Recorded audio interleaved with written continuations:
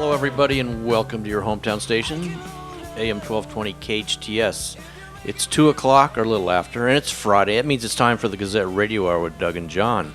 It's a radio digest version of the Santa Clarita Gazette for all you need to know to be in the know. And did you tell your friends? Did you tell your neighbors? Did you tell your coworkers to tune in so they could hear John? Did you tell your enemies, Doug? Enemies, yeah. Enemies? You always leave out the enemies. Why is that? I don't know. Whoever will you probably don't like them. Whoever will listen, will do you have any enemies? Them. Yes, I do. Uh-oh. I do. Do we need to get... I have some... Welcome to Dr. John. I have some Doug, liberals... would you like to talk to us about your When they enemies? read my rant, they think Well, how upset can they get about your rant? They get upset, let me tell you. What? There's a savior. There's a liberal savior coming. You know that, right? Yeah, who? Joe Biden. Joe Biden? Oh, yeah. The man who couldn't win president over... Yeah, no. Let me ask you a question. Well, that's kind of what the show's about. Ask me a question, Doug. Go ahead. Don't you think he's almost, laughable? Oh, well... The guy's laughable. Oh, wait a minute. Laughable. As opposed to, say, I don't know, Donald Trump? No, that's not funny. Really? The Donald hombre Trump. with the toupee? Hey, wait a minute. Did you see the lady yesterday? I did. He had her. It was like calling like a magician calling up for, hey, I need for my next trick. I'll need a volunteer. Classic. He had that lady come up and pull on his hair, and it didn't come off. This is what. Okay, you didn't ask me, but I'm going to answer the question that you never asked me, which is, John, what do you think about the election? Okay, and it's real simple. Okay, can America vote and stand a president that is non-presidential? Number one. Okay. But is one of us, okay? If you picked, out of all the presidential candidates, who's the one guy you want to have a beer with? Oh, easy. Ted Cruz. Oh, you're weird. Everybody's going to say Donald Trump, okay? Who's one of us? Donald Trump. Who's willing to tax himself more than everybody else because he makes so much money? Donald Trump. Who doesn't care about emails? Donald Trump. Are you really going to... You could say all that, and I agree with you. And half the stuff he says is, but he is woken up. He's awakened. He's awakened. So many people. I'll be your thesaurus. And it's helping that he's getting what we call the low information voters to start paying attention. If nothing else comes from all this, him getting people that don't follow politics are following politics now just because of him. Well, and that's just it. He's created this base of people that don't know anything but him. Now, here's the problem. As it goes further along in the election, what's going to happen is people are going to be like, oh, yeah, Donald said that we need to fix the immigration problem. Wait a minute. Did he really tell us how? No. Oh, he said he wants to fix the economy. Yeah. Yeah, I'm all for that. Yeah. Wait a minute. How's he going to do that? No, he's not very good at giving specifics on how he's going to do it. And there's nothing to say that he can't change that. Right. If he changes that, if I'm Jeb Bush, who people just don't like, I mean, quite honestly, you flip a coin between Jeb Bush and Hillary Clinton, and it doesn't matter anymore. It's more of the same. How much of it, John, is personality or actual knowledge? I think a lot of it is perception. Yeah. A lot of it's perception. Just like Bill Clinton and the whole Teflon president thing. I think it's perception. It's and this is where Trump is brilliant in all this. He takes this perception of himself as, oh, look at me, I'm a maverick. Oh, look at me, I'm not a politician. Oh, look at me, I'm not one of them. Oh, look at me, I'm special. And people are like, yeah. He doesn't say, oh, look at me, this is what I want to do. Is it more looking at him, though? Is it more the issues that he raises? I think it's looking at him because he tells you what he wants what he wants you to know. And that's what's so smart about all this. And that's why I think it's going to be the rest of the political season, because somebody's going to come up with something. Somebody brought up something interesting. They said Barack Obama had the it factor, whatever the it factor is. Exactly. Okay, if you look at the Republican candidates, which one of them, besides Donald, because right now he has the it factor. Right now he does. Could you listen to any of them talk for half an hour without falling asleep or glassing over? Ted Cruz is my guy, and I'm telling you. Yeah, but he stands for everything that he stands for everything, but at the same time, does he excite you? On any level at all? He's certainly not as entertaining as Donald is. Not entertaining. Yeah. But see, I think that's a lot of it. Does he get you? Because I've said this about elections from the very, very start. I mean, you can go back. I mean, you can go city council elections, referendums, all the way up to the president. What's going to get me off my couch? Well, let me ask you this. Have you ever gone to a church and the one pastor is the great guy, and then another guy comes in on when the main guy's on vacation? He talks about the same stuff, but the way he delivers it, exactly. That's a lot of it. Are they talking about the same stuff though?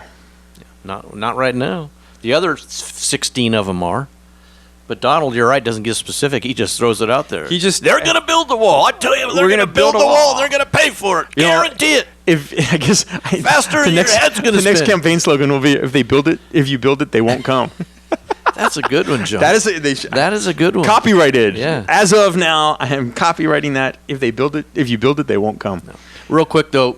The Donald is supposed to meet with Steve Forbes and 4 or 5 other really good economic guys, and I hope he comes away with those meetings with some concrete and I hope he answers. comes out. If he comes out with concrete answers, as opposed to just no, we can't do this. We have to do this. We have to change this. We have to change this. We have to change this. It's great to ask for change. We learned that 8 years ago. It's great to ask for change. But changing it into what? Hope and change. Yeah, okay. It's great to ask. It's great to hope for change, but changing it into what is going to be the question. All right. Doug, you asked. See, you can ask me questions. Okay. All right. You're listening to Gazette Radio Hour with Doug and John on AM-1220 KHTS, Santa Cruz hometown station. We'll be right back with a special guest, Doug. All right. Let's do it. Welcome back, everybody, to the Gazette Radio Hour with Doug and John. You're listening to your hometown station, AM-1220 KHTS. That's it? That's it. Stop right there. Yeah, I'm not the whole. Waiting for you to come in. No, I don't want to do that every segment. Wow, Doug, this is a new you. You didn't end up with the you need to know. I'll be next time.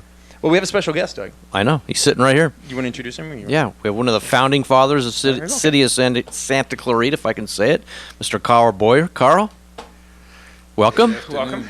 So, wait, I have to ask you a question first. Sure. What's it like having a street named after you? Every time I go to the doctor, they go, "Is your pharmacy the Walmart on Carl Boyer Drive?" It is. What's really big is when you walk into Time Warner to replace a piece of equipment and you give your name and they say, "You must be kidding." So how long have you been out here? We came out here, we bought in 63. Wow. Yeah. Just as an aside, do you want to just take a guess when I was born? Not to make anybody feel old, because we probably would both feel pretty bad. Wow, 52 years, huh? Yeah. Amazing how I knew that right off the top of my head. I've never bothered to do the math. I didn't have to. I kind of get the math every year. Wow. A lot of changes? Yes.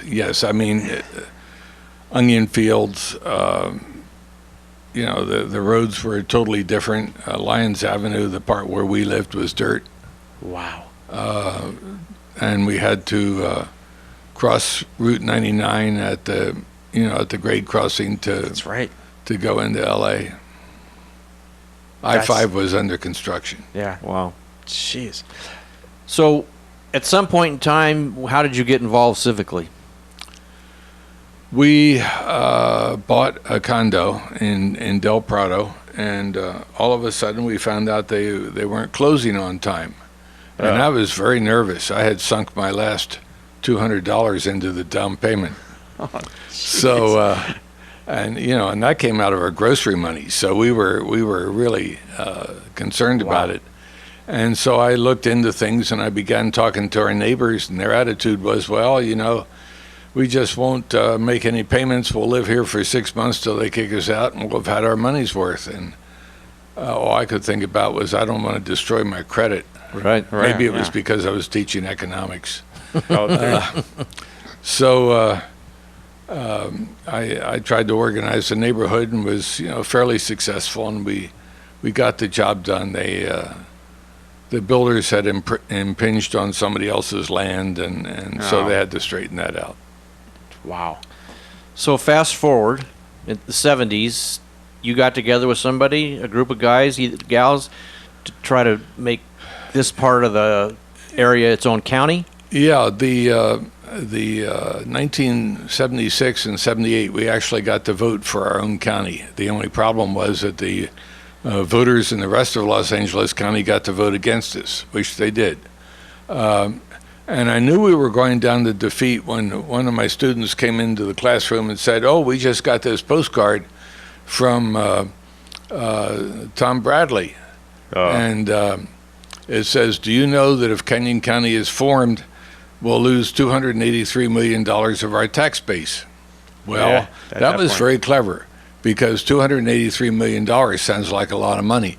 It was 1% of the tax base of LA County. We wow, were that's right. 1% of the population of LA County and 18% of the land area. So it would have meant nothing to It would have LA been nothing County. to LA County. Yeah. Wow, that would have been was the county from like the 514 split up to Palmdale? Is that the thought process? Roughly, yes. It went up to the summit Okay. on the road to Palmdale. Okay. Yeah, and 'cause then that up Palmdale to didn't the exist way Kern back then. County line and the Ventura County line. Wow. Folks, That we're talking to Carl Boyer on the Gazette Radio Hour, who's one of the founding fathers of Santa Clarita. Sir, so at that point, after that last defeat to turn it into a county, is that when people said, well, hey, let's try to make this area its own city? I guess if you can't play with them, you got to play. You can't no, play that for or against was- them, you got to play with them. That was when people said, we're tired. We don't want to do anything. And so it took until about 1985. So that was another 7 years before anybody had enough energy to even think about forming a city.